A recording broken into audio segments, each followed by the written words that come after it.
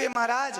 अब उनकी मृत्यु हुई तो उन्होंने अपना एक उत्तराधिकारी चुना, एक अपना शिष्य चुना आश्रम को रखवाली के लिए। शिष्य से कहा कि बेटा तुम मेरे आश्रम को रखो पर एक अंतिम उपदेश लिए जाओ। अंतिम उपदेश क्या था? बोले अंतिम उपदेश ये था कि बेटा कभी भी बिल्ली मत पालना, हाँ बिलार मत पालना, जीवन में कुछ भी करना। और कह के महाराज संत जी तो परलोक चले गए। वो शिष्य बड़ा संशय में, ये अंतिम उपदेश में उपदेश भी दिए तो ये दिए बिलार मत पालना।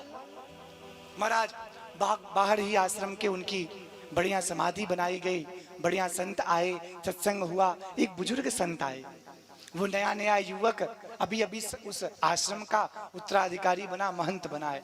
क्योंकि महंत जी तो चल बसे, महंत वो बन गया। अब महंत बन गया तो लोग आ रहे हैं, उससे मिल रहे हैं, तो वो लोगों से पूछ रहा है महाराज हमारे गुरुदेव ने हमें अंतिम उपदेश दिया पर मेरे पल्ले नहीं पड़ा। एक वृद्ध संत आए, उन्होंने बोला क्या अंतिम उपदेश दिया?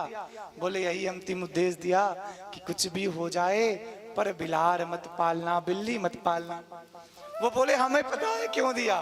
बोले क्या? आप ही बता दो। बोले मैं आश्रम में देखा हूं उन्हें, मैं बहुत इस गांव का वृद्ध संत हूँ, उन्हें बचपन से जानता हूँ, उन्हीं के साथ रहा हूँ, मैं तुझे बताता हूँ ऐसा क्यों कहा। बोले क्यों कहा? बोले तो कथा सुन। तेरे जो महंत जी थे जो अब इस शरीर में नहीं है, जब वो यहाँ नया नया आए इस गांव में तो गांव में रहने लगे। ध्यान से सुनना, इस गांव में कुटिया बनाई रहने लगे। अब गांव के लोग महाराज आते, सेवा करते, बड़े सुंदर उन्हें रखते। तो महाराज एक बार संत ने एक छोटी सी बिल्ली पाल ली। हाँ, वही कुटिया में बिल्ली का बच्चा हुआ, बिल्ली चली गई, संत ने बिल्ली को रख लिया। अब बिल्ली को रख लिया तो अब गांव वाले से कहते सुनो थोड़ा दूध ला दिया करो, बिल्ली को पिलाना है। अब गांव वाले महाराज दूध लाते लाते थक गए। बोले बाबा आपकी बिल्ली दूध पीती है बहुत ज्यादा, आप एक गाय रख लो ना जी। बोले हम गाय कैसे रखेंगे? गांव वाले बोले उसका चिंता मत करो, गाय हम ला के दे देंगे। अब तो महाराज एक गाय बन गया आश्रम में। अब संत जी गाय दूते हैं पर गाय को तो चाहिए चारा। अब संत बोलते चारा कहाँ से लाऊं? बोले महाराज बगल में 2 बिस्सा खेत है, वो आप रख लो। 2 बिस्सा खेत भी हो गया, चारा भी बोने लगा। अब संत चारा बो दिए, चारा काटते, गाय को चारा खिलाते, दूध निकालते और बिल्ली को पिलाते। हाँ, समय बीता तो महाराज अब संत की अवस्था भी जा रही धीरे धीरे। लोगों ने कहा महाराज आप सब काम नहीं कर पाते, हमारे गांव में एक विधवा स्त्री है, उसके पति नहीं रहे, वो आया करेगी, बर्तन इत्यादि कर दिया करेगी, गाय का सेवा कर दिया करेगी, आप भजनानंदी संत हो, आप भजन करना। हाँ, संत जी बोले अच्छी बात है, कर दो। अब महाराज वो विधवा स्त्री आती, सेवा करती, गाय का चारा, बिल्ली को पालना, दूध पिलाना, भूसा इत्यादि, हाँ चारा काटना, फिर चारा करना, सब काम करती।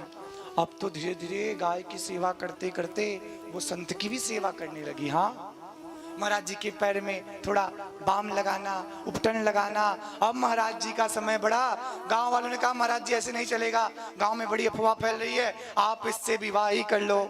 संत बोले अरे भैया कहां से कहां आ गए, अब विवाह भी करना पड़ेगा। बोले हाँ बस से विवाह कर लो, और विवाह भी कर दिया महाराज, गृहस्थी बस गई।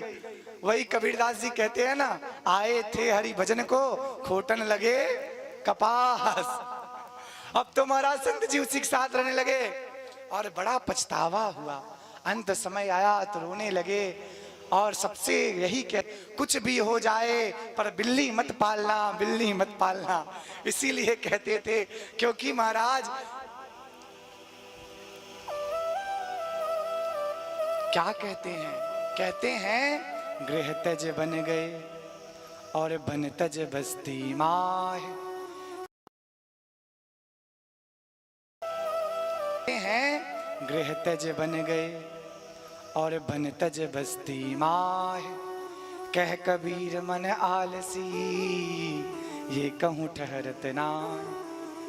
घर को त्यागा, संत बने, और संत बनने के बाद यहाँ नई गृहस्थी बना ली महाराज।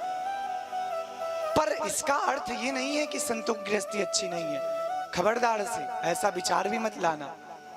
वो संत के मन में कहीं न कहीं खोट था। जो मन को नहीं जीत पाए उन ऐसे संतों के लिए ये बताया गया है महाराज, परंतु उन संतों के लिए नहीं है जिन्होंने सब जीत रखा है। जो महाराज गांव भर चंदा मांगते किस लिए हैं? बोले चंदा मांगेंगे तो महाराज भगवान की कथा हो जाएगी। ऐसे संतों के लिए